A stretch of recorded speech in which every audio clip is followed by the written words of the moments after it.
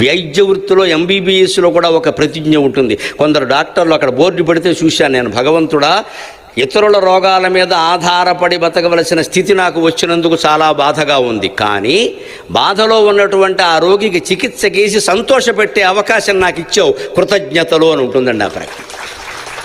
ఇది ఎంబీబీఎస్ చేసిన డాక్టర్ల ఆసుపత్రిలో చాలా చోట్ల నేను చూశాను, ఇంగ్లీషులోను తెలుగులోను కూడా. కాకినాడలో మా డాక్టర్ గారు ఉన్నారు, వాడ్రేవు సుబ్బారావు గారు, వారి దగ్గర తెలుగులో చూశాను నేను. ఆయనకి తెలుగు అంటే ఇష్టం, తెలుగులో పెట్టాడు. ఇవన్నీ ఇంత గొప్ప ప్రమాణం ఉందా వైద్య విద్యకని? అయ్యి బాబు ఇది పెళ్లి ప్రమాణం కంటే గొప్పదండి అన్నాడు ఆయన.